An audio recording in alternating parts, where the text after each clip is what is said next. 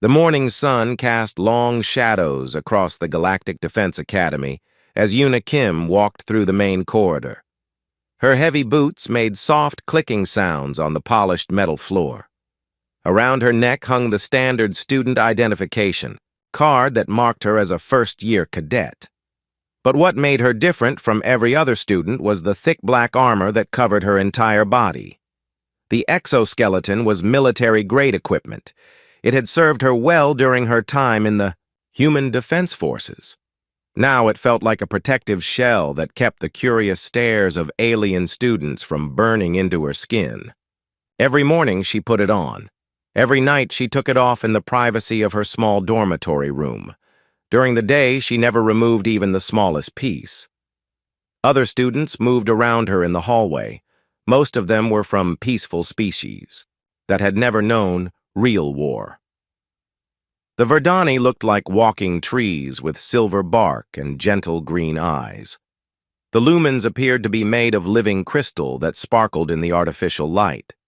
There were also the Aquari with their blue-scaled skin and the Thermi who glowed with soft internal heat. All of them stared at the human girl who walked alone in her black armor. Yuna had grown used to the whispers that followed her everywhere. She understood their language well enough to know what they were saying. Some called her the Iron Girl. Others wondered if humans ever took off their protective gear. A few made jokes about whether she was actually a robot pretending to be organic. She did not blame them for their curiosity. In the 3 years since humanity had joined the Galactic Coalition, most alien species had only heard stories about her people. They knew humans came from a world called Earth. They knew humans were new to space travel, but they did not know the real reason why humanity had developed such advanced armor technology. The Advanced Combat Theory classroom was located on the 3rd floor of the main academic building. Yuna climbed the stairs slowly. The weight of her armor made each step require extra effort. She could have taken the elevator, but she preferred to avoid the small enclosed space where other students might try to start conversations. When she entered the classroom, she immediately walked to her usual seat in the back row. The chair was specially reinforced to handle the weight of her exoskeleton. Professor Kale had arranged for the modification after her first day, when a regular chair had collapsed under her. Professor Kale was a Verdani who had served as a peaceful mediator in over 200 first contact situations. His bark was silver, with age, and his branches moved gracefully when he spoke. He was known throughout the academy as one of the most patient and understanding teachers. Students from every species respected him. But today something was different about the way Professor Kyle looked at Yuna. The other students filed into the classroom over the next few minutes. Yuna counted 23 aliens and only 3 other humans.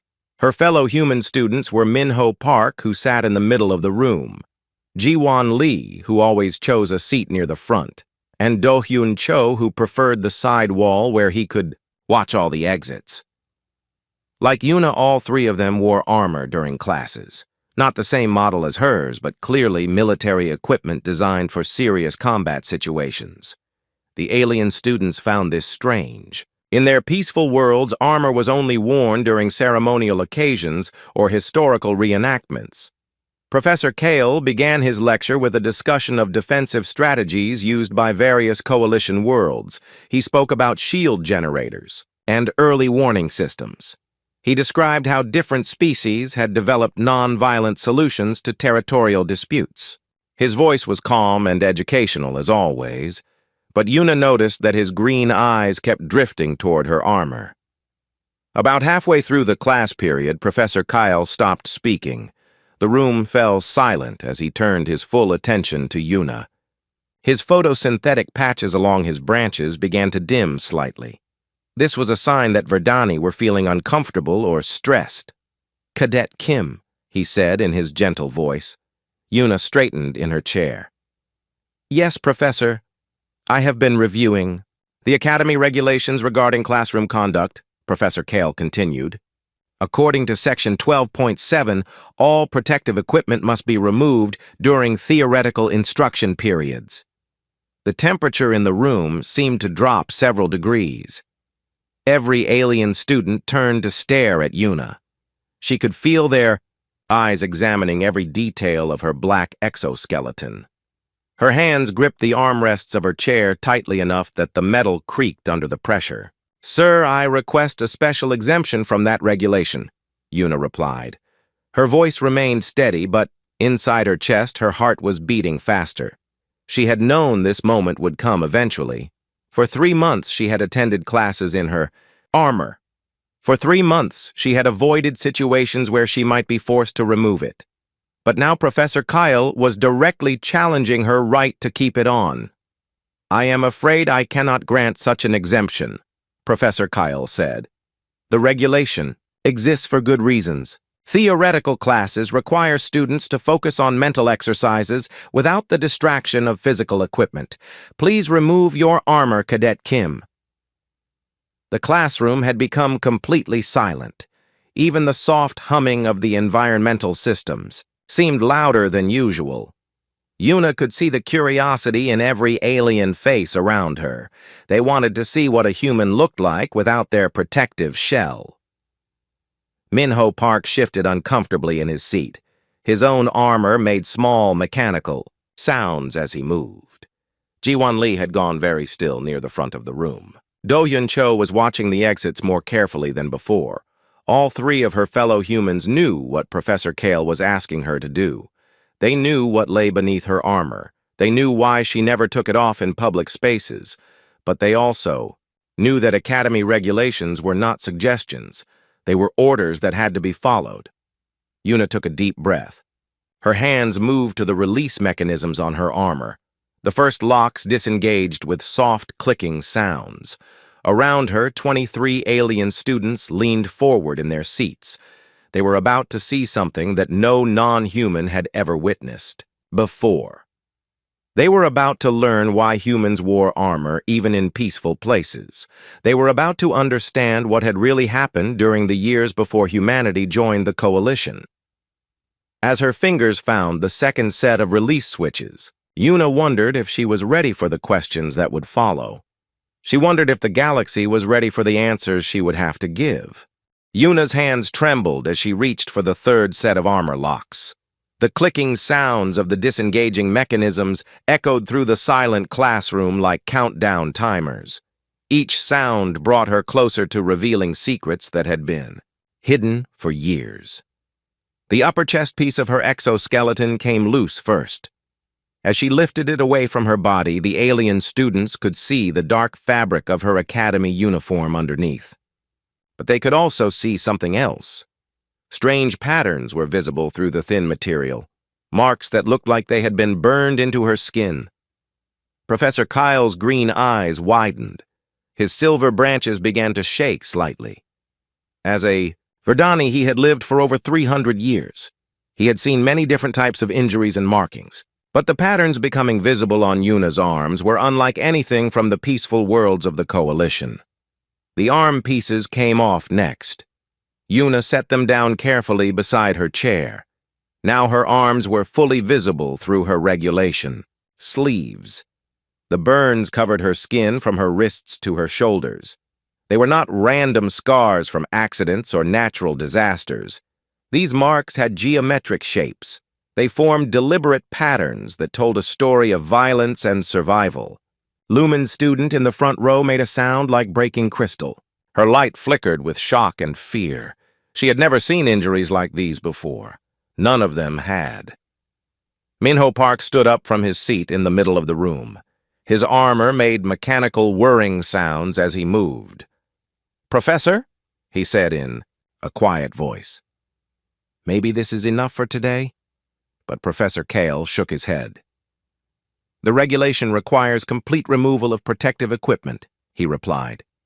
Though his voice remained steady, Yuna could see uncertainty in his eyes. The professor was beginning to understand that he had asked for something more serious than a simple rule-following exercise. Yuna continued removing her armor. The leg pieces came next, then the back plate. With each piece that she set aside, more of the strange burn patterns became visible. The geometric shapes continued down her legs and across her back. They were everywhere on her body that was not covered by her uniform. An Aquari student near the window made a gasping sound. His blue scales had turned pale with shock. "Those are Korthak marks," he whispered. The classroom became even more silent than before. Every alien student knew about the Korthak Empire. They were the monsters from old stories, the destroyers who had terrorized the galaxy centuries ago before disappearing into the void between stars. Children from peaceful worlds learned about them the way human children learned about mythical dragons. But the Korthak were not mythical. They were real. And the geometric burn patterns on Yuna's skin were their signature. When Korthak warriors defeated enemies, they used plasma weapons to mark their victims with these exact designs. It was their way of claiming ownership over conquered populations, except that Yuna was still alive. She was still fighting. She was here in the academy learning to become stronger. Professor Kyle's photosynthetic patches had gone completely dark. This meant he was experiencing extreme stress or fear. "Cadet Kim," he said in a voice barely above a whisper. "Those scars. When did you receive them?" Yuna looked around the classroom at all the staring eyes. She saw fear in some faces, curiosity in others. A few of the alien students looked like they wanted to run away, but she also saw something else in the eyes of her fellow human students. She saw understanding. She saw shared pain. She saw the recognition that comes from surviving the same terrible experiences. "I was 15 years old," Yuna said. Her voice was steady now that the worst part was over, now that her secrets were visible for everyone to see. "It was during the Battle of Kepler Station." More gasps echoed through the room. Several alien students had never heard of Kepler Station. But Professor Kyle had. His branches drooped with the weight of sudden understanding. "Kepler Station was a human colony," he said slowly. "It was destroyed 3 years ago. The report said it was an industrial accident, a reactor malfunction." Yuna shook her head. "There was no reactor malfunction, Professor. Kepler Station was attacked by a Korthak battle fleet. 50,000 humans lived there. I was one of 12 who survived." The room erupted with confused voices. Alien students were asking questions in a dozen different languages. How was this possible? Why had no one reported a Korthak attack? Where had the Korthak Empire been hiding for all these years? But Minho Park was walking toward the front of the classroom. As he moved, he began removing pieces of his own armor. Jiwan Lee stood up from her seat near the front. She started taking off her protective equipment as well. Do Yun Cho moved away from the wall where he had been watching the exits. He too began removing his exoskeleton. All 3 human students revealed the same geometric burn patterns that covered Yuna's skin. The Korthak marks were on all of them. Different locations, different battles, but the same enemy, the same pain, the same survival against impossible odds. Professor Kyle stared at the 4 human students standing before him. His silver bark had turned pale with shock. "All of you," he whispered. "All of you have fought the Korthak." "Every human who qualified for this academy," Jiwan said. Her voice was quiet but clear. "Every human student here has survived Korthak attacks. We are not here because we want to learn about war, Professor. We are here because we already know about war. We know about it better than anyone else in the galaxy." Do-Yun stepped forward. The scars on his face were different from the others. They were blue and black instead of the red geometric patterns. "These are neural disruptor marks," he said. "The Korthak tried to control my mind during the attack on New Sol Colony. My brain rejected their technology. The scars are what is left." An alien student in the back row stood up quickly and ran from the classroom. The door slammed behind her. Several other students looked like they wanted to follow. The peaceful species of the coalition were not prepared to face the reality of what humans had endured. But Yuna was not finished with her story. She looked directly at Professor Kyle. The Korthak did not disappear centuries ago, Professor. They have been attacking human worlds for 20 years. While your people enjoyed peace, we have been fighting for our lives. And now, she paused as warning alarms began to sound in the distance. Now they are coming for everyone else. The distant alarms grew louder as Yuna stood before her shocked classmates. Professor Kale's silver branches swayed as if blown by an invisible wind. His green eyes moved from one human student to another, taking in the terrible scars that marked each of them as survivors of battles the galaxy thought were impossible. 20 years, he whispered. You have been fighting them for 20 years, Minho nodded grimly. The burn marks on his arms formed intricate patterns that spiraled around his muscles. My family lived on Terra Nova Station when I was 8 years old, he said. The Korthak came in the middle of the night. They killed everyone they could find. I hid in the maintenance tunnels for 3 days, listening to the screams. Jiwon stepped closer to Professor Kale. The scars on her neck were smaller than the others, but they pulsed with a faint blue glow. These are biotechnology implants, she explained. The Korthak tried to turn me into one of their weapons during the siege of Armstrong Base. Human doctors had to remove most of the devices. Some could not be taken out without killing me. The alien students listened with growing horror. Their peaceful worlds had never experienced warfare like this. The worst conflicts they knew about were diplomatic disagreements that lasted a few months. They had never imagined that an entire species could be locked in a 20-year struggle for survival. Do-hyun walked to the front of the classroom where a large display screen normally showed tactical diagrams. He activated his personal datapad and connected it to the main system. Images began appearing on the screen that made several alien students gasp and look away. The first image showed a human colony world. Green fields and silver cities stretched across continents under a yellow sun. It looked peaceful and beautiful. Then the image changed to show the same world after a Korthak attack. The cities were melted slag. The fields were black ash. Nothing remained alive. This was Harmony Colony, Do-hyun said. Population 2 million humans. The attack lasted 6 hours. No survivors. More images flashed across the screen. Colony after colony. Space station after space station, each one showing the same pattern of total destruction. The Korthak did not take prisoners. They did not negotiate terms of surrender. They consumed everything they found and left behind only silence and death. Eden Prime. Do-hyun continued as another image appeared. 3 million humans, 4-hour attack, no survivors. New Tokyo Station. The next image was worse than the others. 5 million humans, 2-hour attack, no survivors. Professor Kale had to steady himself against his desk.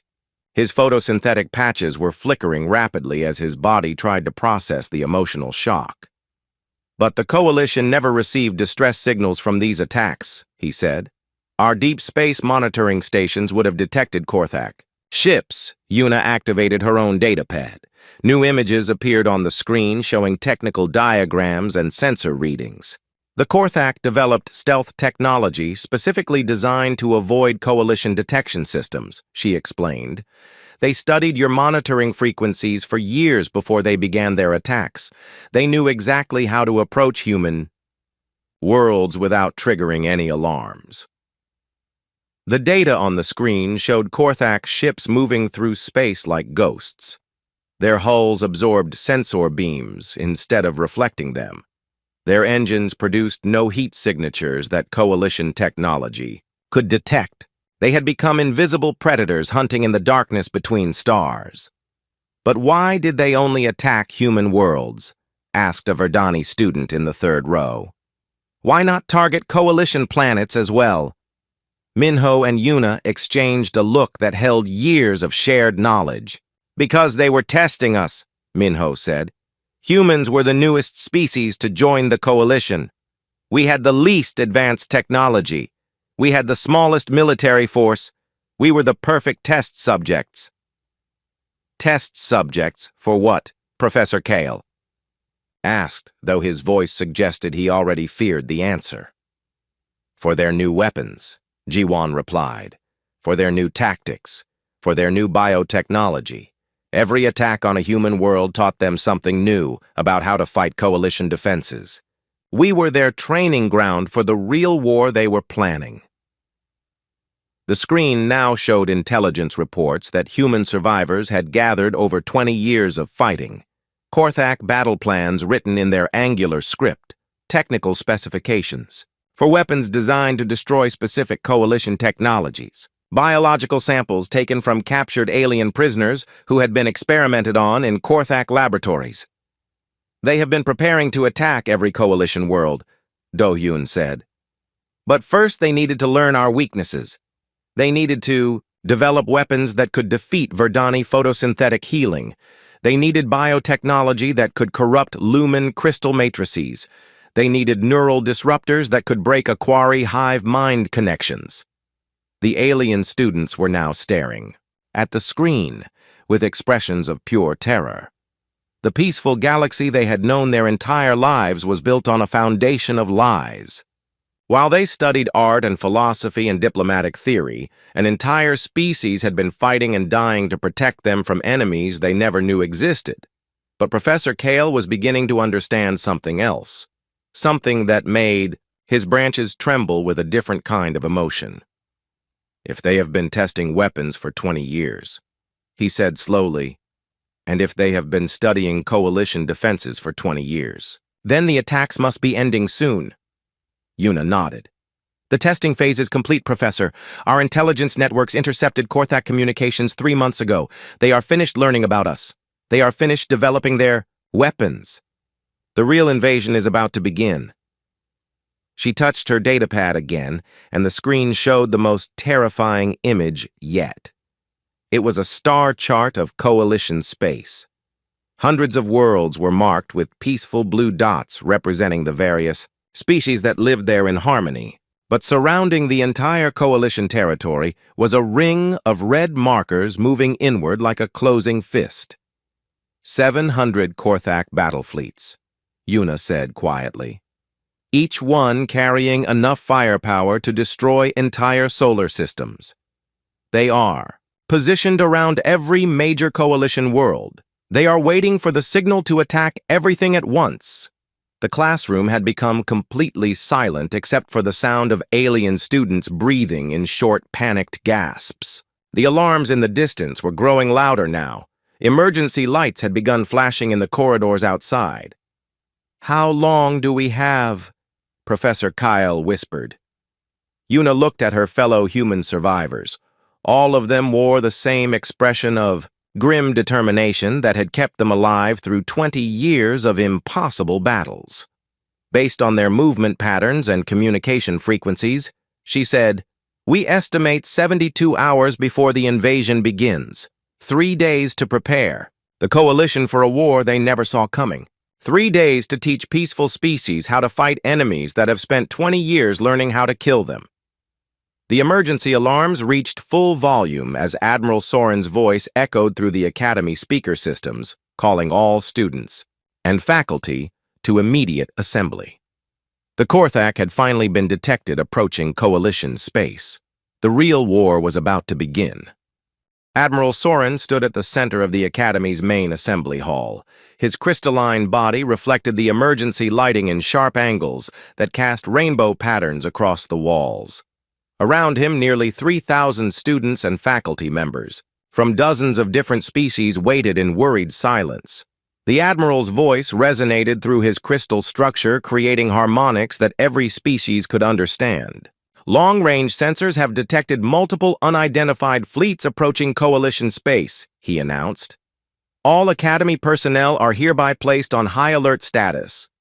Yuna sat in the back of the assembly hall with her fellow human students. They had put their armor back on after the shocking revelation in Professor Kale's classroom. Now they watched as the peaceful species around them tried to understand what high alert status actually meant. Most of the alien students had never experienced a real emergency. The Verdani were discussing whether they should contact their home worlds to check on their families. The lumens were flickering with nervous energy as their crystal bodies tried to process unfamiliar stress. The Aquari were struggling to maintain. Their individual thoughts as their natural hive mind instincts pushed them toward panic. But the human students sat perfectly still. They knew what was coming. They had lived through this nightmare before. Admiral Soren continued his announcement. Academy defense systems have been activated. All scheduled classes are canceled until further notice. Students are advised to remain in their dormitories unless specifically called for duty assignments. A Verdani professor near the front of the hall raised one of his branches. Admiral, what is the nature of these unidentified fleets? He asked. Are they refugees seeking coalition protection? The Admiral's crystal facets dimmed slightly. Intelligence analysis is ongoing, he replied. We will provide updates as information becomes available. But Una knew that Admiral Soren was hiding the truth from the assembled crowd. She could see it in the way his light patterns flickered when he spoke. She could hear it in the harmonic distortions of his voice. The Admiral had already been briefed about the Korthak threat. He was trying to prevent panic while his military staff prepared for war. After the assembly ended, students began filing out of the hall in confused groups. Many were talking about contacting their families or requesting permission to return to their homeworlds. They still believed this was a minor emergency that would be resolved through diplomatic channels. Una and her fellow humans waited until most of the crowd had left before approaching Admiral Soren. The crystalline officer was reviewing data displays that showed sensor readings from across coalition space. His faceted eyes tracked incoming reports with increasing concern. Admiral, Una said quietly, we need to speak with you. Admiral Soren looked up from his displays. His crystal structure brightened as he focused on the 4 human students standing before him. Cadets Kim Park Lee and Cho, he said formally. I assume this concerns the classroom incident that Professor Kyle reported to my office. Yes, sir, Minho replied. But it concerns much more than that. The Admiral gestured for them to follow him to a secure briefing room adjacent to the main hall. The walls were lined with sound-dampening materials and electromagnetic shielding. Once the door sealed behind them, Admiral Soren's demeanor changed completely. Show me, he said simply. Do-hyun activated his datapad and began projecting the intelligence. Data they had shared with Professor Kale's class. Fleet movements, battle plans, weapon specifications.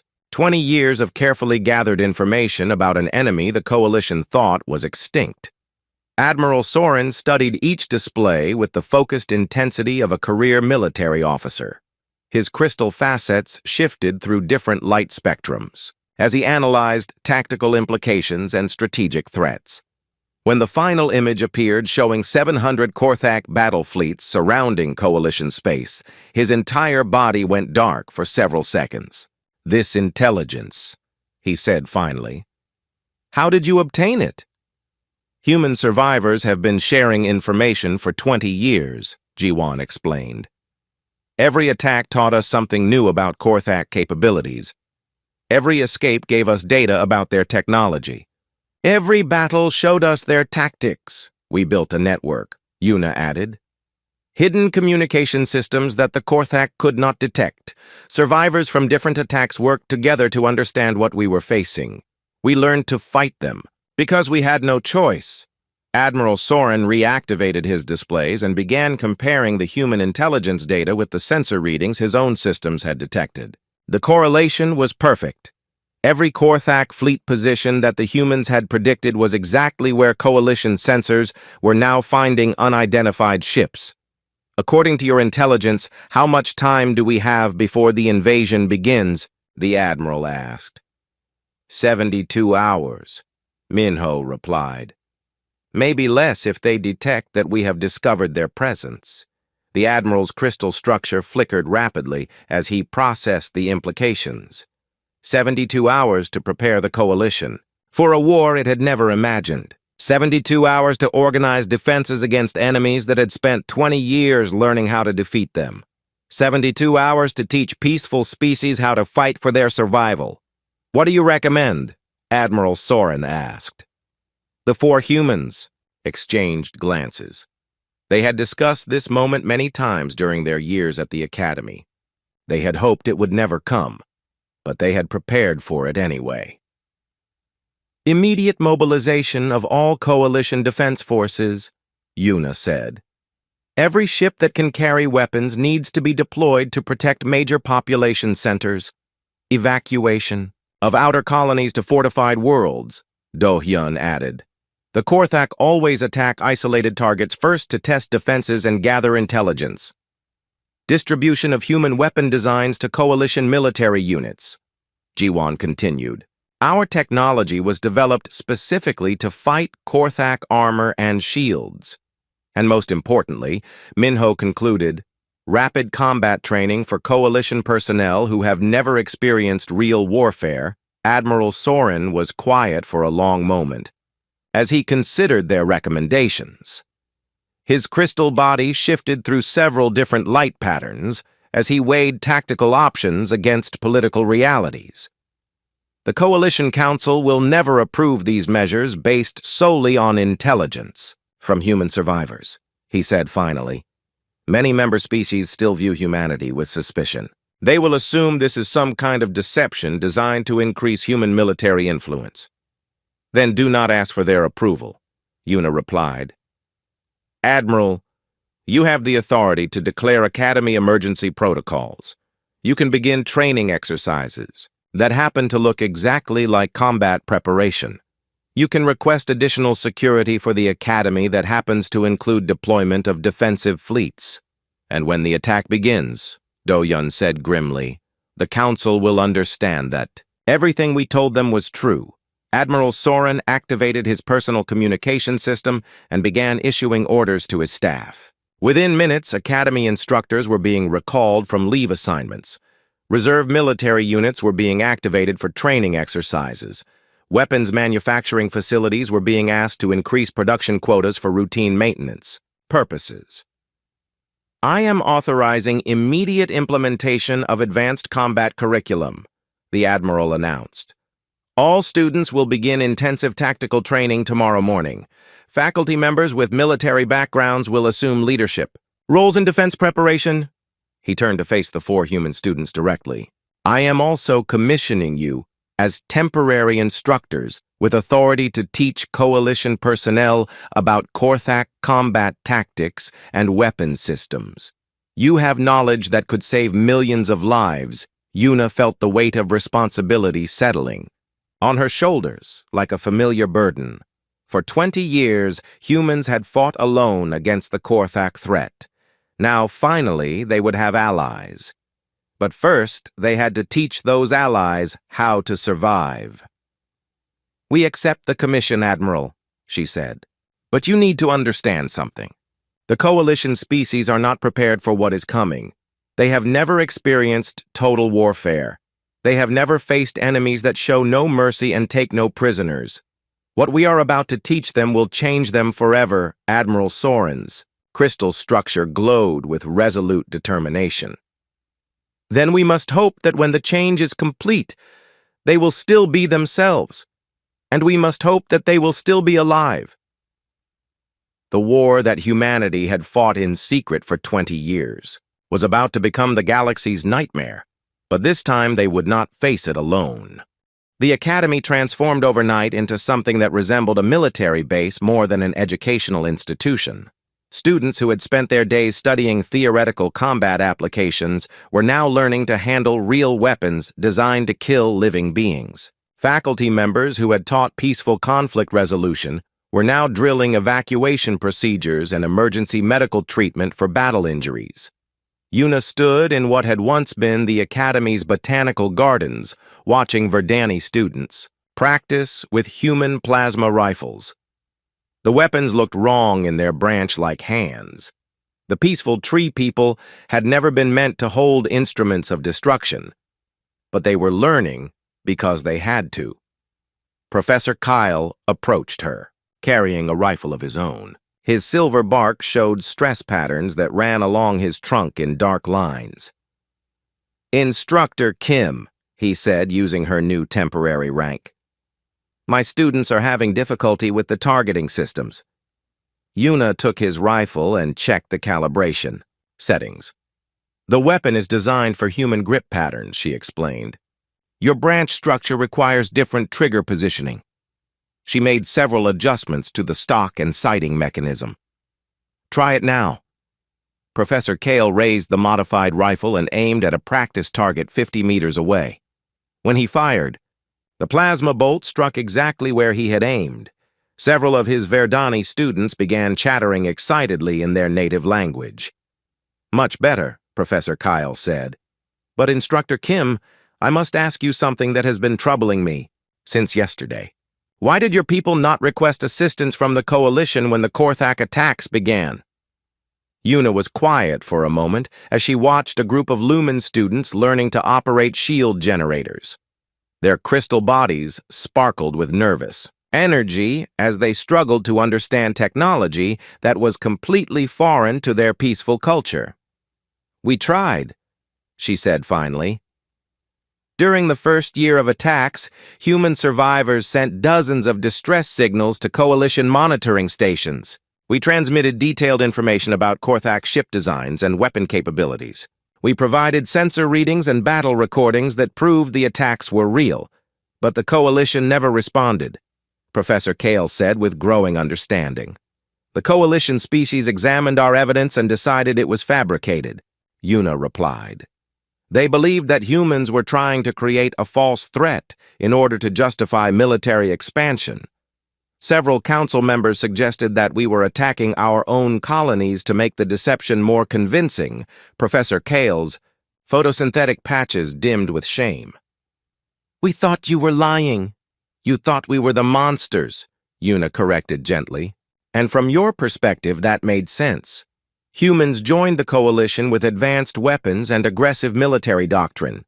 We talked about enemies and threats while you talked about peace and cooperation. When we reported Korthak attacks, you assumed we were the ones doing the attacking." She adjusted the rifle settings for another Verdani student who was struggling with the unfamiliar weapon. "So we stopped asking for help. We learned to fight alone. We developed weapons and tactics that could hurt the Korthak. We built secret communication networks to coordinate our defenses. We became what you already believed we were." The sound of weapons fire echoed across the practice field as more students learned to use tools that might save their lives in 72 hours. Mixed in with the plasma rifle reports were the deeper sounds of aquari-sonic cannons and the high-pitched whines of thermal lances. Admiral Soren approached across the practice field, accompanied by a group of coalition military officers that Yuna did not recognize. Their uniforms bore the insignia of different member species, but they all shared the same expression of barely controlled panic. "Instructor Kim," Admiral Soren said, "I would like you to meet Colonel Thren of the Verdani Defense Corps, Colonel Zira of the Lumen Crystal Guard, and Commander Kull of the Aquari Protection Fleet." Each officer nodded formally as they were introduced. Yuna could see the doubt in their eyes. They were experienced military leaders from their respective species, but they had never faced enemies like the Korthak. They were struggling to accept intelligence reports that described threats beyond their understanding. "Instructor," Colonel Thren said. His voice carried the formal tones that Verdani used in military situations. "We have reviewed the tactical data you provided. The weapon capabilities you describe seem physically impossible. No species in the galaxy possesses technology that can penetrate coalition defense systems." Yuna activated her datapad and projected a holographic display showing Korthak weapon schematics. "These are plasma cannons that fire at temperatures of 50,000 degrees, she said. They can melt through any known armor material in seconds. These are biotechnology viruses that corrupt electronic systems by rewriting their base code. These are neural disruptors that can control the minds of most organic species. Commander Cole stepped closer to examine the technical specifications. Her blue scales had turned pale with concern. If these weapons exist, why have human forces been able to resist them for 20 years? She asked. Because we learned to build weapons that were even worse, Minho said as he joined the group. He was carrying a rifle that looked different from the standard Coalition designs. Its barrel was longer, and its power cell glowed with unstable energy. This is a human antimatter rifle. It can destroy Korthak battle armor with a single shot. It can also kill the person firing it if the containment field fails. He demonstrated the weapon by aiming at a reinforced target designed to simulate Korthak armor plating. When he pulled the trigger, the target simply ceased to exist. The antimatter bolt had annihilated every atom in its path, leaving behind only empty space and radioactive particles. The Coalition officers stared at the empty space where the target had been. Colonel Zira's crystal matrix flickered with patterns that indicated extreme stress. "Your weapons are as dangerous as theirs," she whispered. "More dangerous," Jiwan said as she approached carrying her own modified weapon systems. "We had to become monsters to fight monsters. We had to develop technology that could match their brutality. We had to sacrifice our peaceful nature to survive Doyun."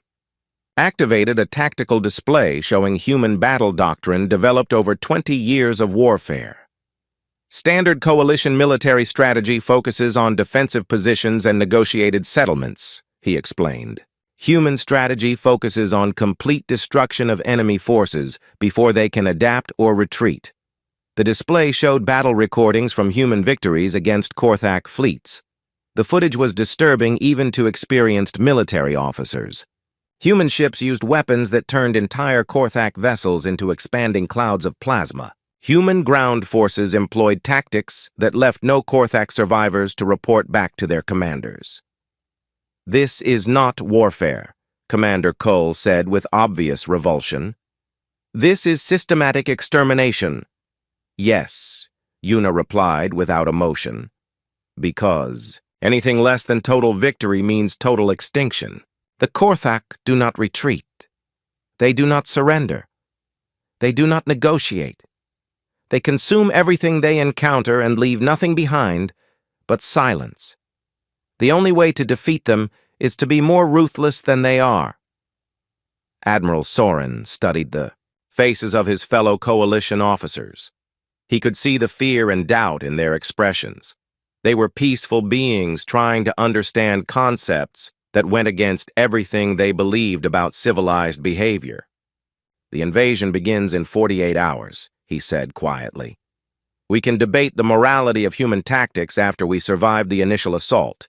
Right now, we need to decide whether we trust their intelligence and follow their recommendations or whether we try to fight the Korthak using traditional Coalition methods." Colonel Thren looked at the empty space where the practice target had been destroyed. "What do you recommend, Admiral?" he asked. "I recommend that we listen to the only species in the galaxy that has successfully fought the Korthak and survived," Admiral Soren replied. "I recommend that we become students instead of teachers. I recommend that we prepare to do things that will haunt our dreams for the rest of our lives." He turned to face Yuna directly. "Instructor Kim, you have my authorization to implement full human combat protocols across all Coalition defense forces. Teach our people how to fight like you fight. Teach them how to win like you win. Teach them how to become the monsters they need to be." Yuna looked around at the alien faces surrounding her. Students and soldiers from peaceful species who were about to learn that survival sometimes required abandoning everything they believed about right and wrong. "Classes begin immediately," she said, "and I warn you now that not everyone will survive the training, but those who do will have a chance to save their worlds." 24 hours before the invasion, Admiral Soren walked through corridors that no longer resembled the peaceful academy he had commanded for 15 years. The walls were lined with weapon racks holding rifles designed to kill rather than stun. Medical stations had been converted to trauma centers equipped with surgical tools for treating battle injuries. Students who once debated philosophical theories now practiced emergency combat maneuvers. In the main assembly hall, Una stood before 300 coalition officers who had been recalled from across the galaxy for emergency training. Behind her, a massive display screen showed tactical information that made many of them uncomfortable. Korthak ship designs, weapon specifications, battle footage from 20 years of human resistance. The Korthak attack in waves, she explained to the assembled officers. The first wave consists of probe ships designed to test your defensive responses. They will record everything about your weapons capabilities, shield frequencies, and tactical doctrines. This information will be transmitted to the second wave, which will arrive with countermeasures specifically designed to defeat your defenses. A Verdani colonel raised one of his branches. How long between the first and second waves? He asked. Approximately 6 hours, Una replied. Long enough for you to believe you have won the battle. Long enough for you to drop your guard and begin rescue operations. Long enough for the real attack to catch you completely unprepared. She touched a control, and the display screen showed recordings of human colonies that had fallen to this exact tactic. The first attacks looked manageable. Human defenders fought bravely and seemed to drive off the Korthak ships. Then 6 hours later, the second wave arrived, with weapons that cut through human defenses like they did not exist. The key to survival, Una continued, is understanding that the first attack is not meant to destroy you. It is meant to study you. Therefore, you must show them false information. You must make them believe your weapons are weaker than they actually are. You must hide your real defensive capabilities until the second wave arrives. Do-Hyun stepped forward and activated a tactical simulation. We call this the deception protocol, he said. During the first wave, you fight with standard coalition equipment. You make it look like you are struggling. You allow some of your outer defenses to be damaged or destroyed. The Korthak will believe they understand your capabilities. But during the second wave, Minho added as he joined them at the front of the hall, you switch to human-designed weapons. You activate hidden defense systems. You implement tactics that the Korthak have never encountered before. You show them that they studied the wrong enemy. The simulation played out on the screen showing how human forces had used this strategy to win battles against superior Korthak fleets. The alien officers watched with fascination and growing understanding as they saw peaceful coalition worlds transform into death traps for overconfident attackers. But not all of the officers were convinced. A Lumen commander near the front of the hall stood up with his crystal body flickering patterns of doubt. This strategy requires us to sacrifice soldiers during the first wave, he said. We would be deliberately allowing our people to die in order to deceive the enemy. Una nodded grimly. Yes, that is exactly what it requires. Because the alternative is allowing everyone to die when the second wave destroys your entire fleet. But this goes against everything the coalition represents, the Lumen commander protested. We do not sacrifice lives for tactical advantage. We protect every soldier under our command. Then your soldiers will die, and your worlds will burn, Jiwan said quietly. The Korthak do not care about your moral principles. They do not respect your desire to protect everyone. They will use your compassion as a weapon against you. The assembly hall fell silent as the implications sank in. These were officers from species that had never faced enemies who showed no mercy and took no prisoners. They were struggling to accept that their peaceful ideals might be weaknesses in the coming war. Admiral Soren stood up from his seat in the front row. The invasion begins in 18 hours, he announced.